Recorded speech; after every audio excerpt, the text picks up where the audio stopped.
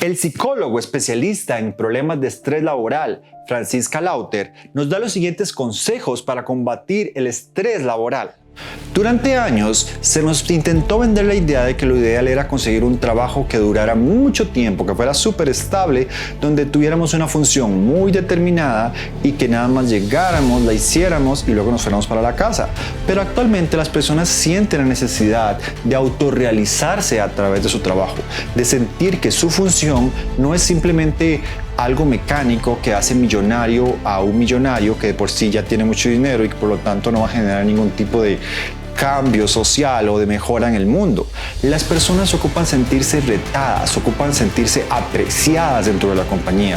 Por lo tanto, los jefes que están actualizados en psicología laboral entienden que el único motivador no tiene que ser el salario, sino que además del salario, el cual tarde o temprano todos terminamos acostumbrando a esto, y hay que ser sinceros.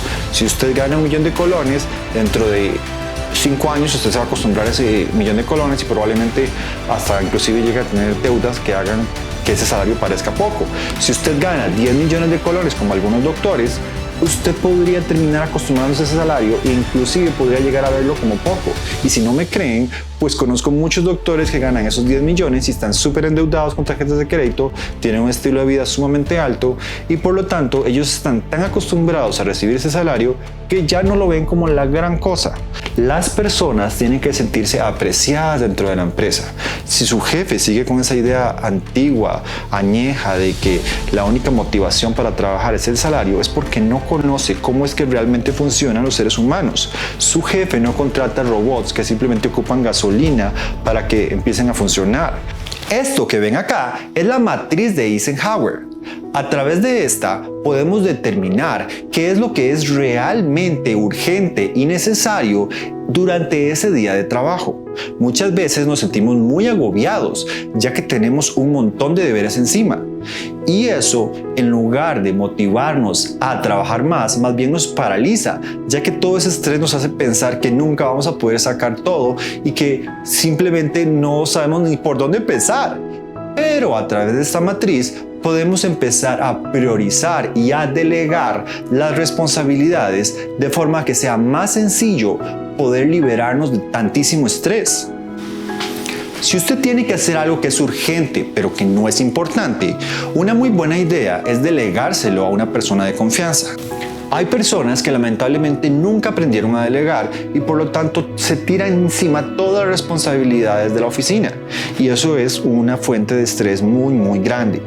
Hay personas que no es que tengan un ambiente de trabajo tóxico, no es que el jefe sea negativo, ni que sea abusivo, ni nada por el estilo. Simplemente esas personas creen que hacer un buen trabajo es parte de su autorrealización y que si no hacen su mejor esfuerzo no van a demostrar de que son tan supercargas a como lo creen. Tal vez ellos no se den cuenta explícitamente de que eso es lo que creen, o sea, tengo que ser el mejor empleado de toda la empresa, pero internamente, tal vez luego de haber pasado por algún tipo de terapia, la persona puede hacer consciente esa idea irracional de que yo siempre tengo que ser el mejor. Y es que eso genera mucho estrés.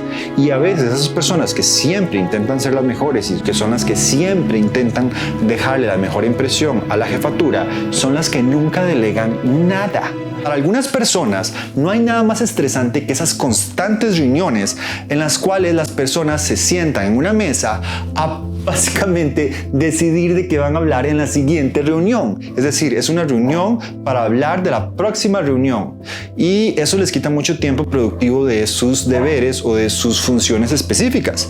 Así que a veces se ocupa un poquito de sinceridad, se ocupa un poquito de hablar de frente las cosas y decir, ¿saben qué? Para mí estas reuniones son una pérdida de tiempo. ¿Por qué no simplemente ponemos en claro qué es lo más urgente de esta reunión? Hablamos de eso, no nos desviamos por la tangente, no nos ponemos a hablar de otras cosas y acabamos la reunión en 15 minutos en lugar de pasar 2 horas durante las cuales vamos a empezar a expresar todo lo que sentimos y al final de cuentas no vamos a llegar a ninguna parte. El psicólogo confiesa que muchas personas no dicen que las reuniones son una pérdida de tiempo porque tienen miedo de cómo reaccionen sus compañeros o su jefatura. Pero una vez que lo hacen y que expresan de forma asertiva sus sentimientos sobre estas reuniones improductivas, algunas personas terminan reconociendo de que ellas también piensan lo mismo y por lo tanto, a partir de ese momento, las reuniones empiezan a ser un poquito más priorizadas, en el sentido de que solo se habla de lo que es realmente importante y luego las personas tienen tiempo para seguir en sus funciones, cumpliendo con sus deberes específicos y así no se estresan porque tienen que entregar un informe para la otra semana y resulta ser que no pueden hacerlo porque están metidos en un montón de reuniones que son totalmente improductivas. Una de las mayores fuentes de estrés es un pobre manejo del tiempo y esto a veces no es culpa suya, es decir, no es culpa del trabajador. Es que muchas veces estamos concentrados haciendo un informe y nos empiezan a llegar un montón de notificaciones del celular, correos electrónicos del jefe, etc. Por lo tanto, una recomendación es colocar el teléfono en silencio durante al menos esas 2 horas para simplemente dedicarse a sacar ese informe. Una vez que ya esté listo, a partir de ese momento ya vamos a poder empezar a revisar las notificaciones. Otra de las recomendaciones de este doctor experto en psicología laboral es que si usted trabaja en su computadora en funciones en línea, trate de tener su explorador con los bookmarks de las cosas más importantes que usted hace. El multitasking se ha vuelto muy común durante esta época acelerada y si bien a veces es fácil, por ejemplo, no sé, estar moviendo una pasta mientras usted está escuchando música, hay otras cosas que simplemente no se deberían hacer en multitasking, como por ejemplo, estar leyendo un informe complejo sobre las últimas finanzas de su empresa al mismo tiempo que usted tiene una conversación por teléfono.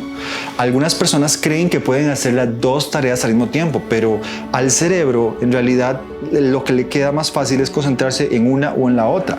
A veces creemos que estamos en las 2, pero en realidad nuestro cerebro lo que está haciendo es alternando. Y por lo tanto, la recomendación es que usted o termine la llamada telefónica o termine el reporte, pero haga solo una a la vez.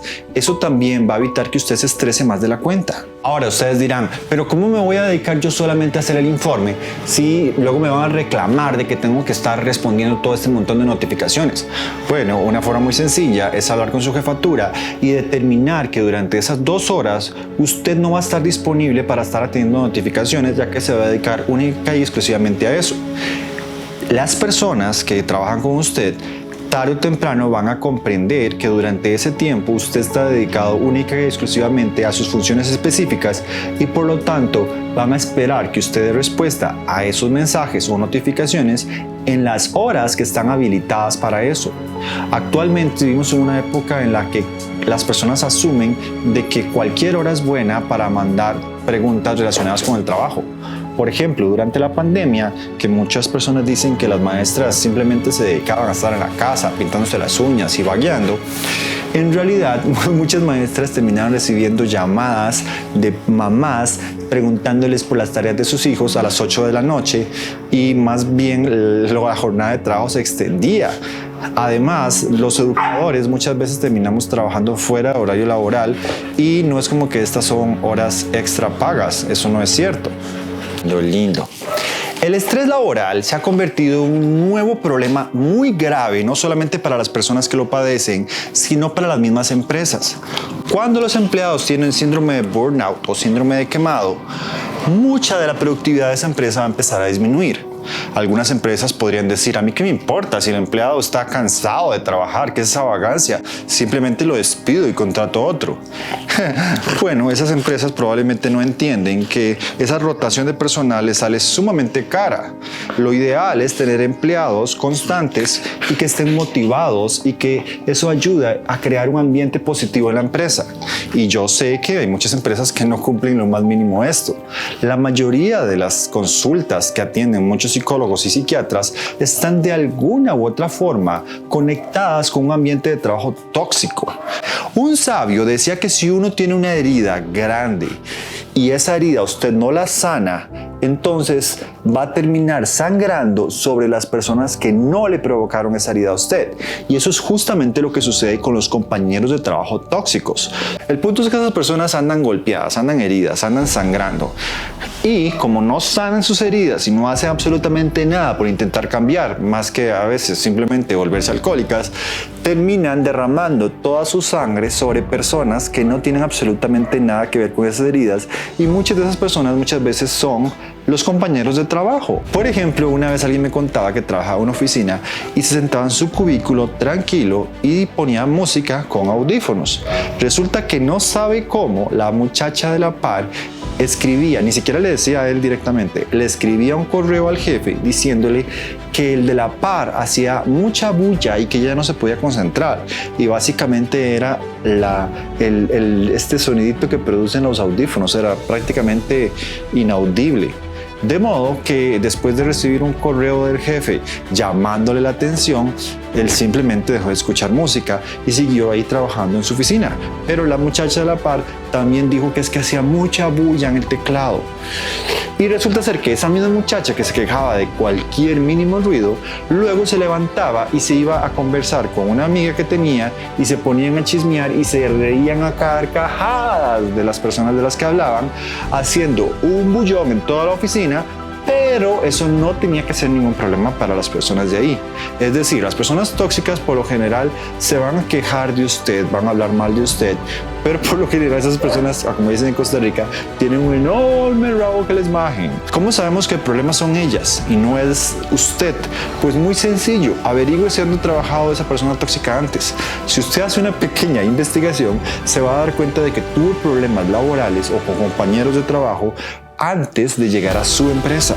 Esa persona, no importa a qué empresa vaya, va a tener problemas. Se va a pelear con el jefe, se va a pelear con los compañeros, se va a pelear con los clientes, pero nunca la culpa es de la persona tóxica. Siempre la culpa es de usted. Usted es el culpable, usted es el del problema, usted es el que hay que quitar de esta oficina.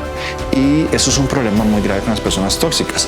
Una de las recomendaciones que da la psiquiatra Marian Rojas Estapé es que a las personas tóxicas no hay que ventilarle o contarle prácticamente nada. Hay que ser muy reservados y discretos con lo que le contamos, ya que básicamente todo lo que esa persona tóxica sepa sobre nosotros va a poder usarlo en contra de nosotros. Suena horrible, pero así es.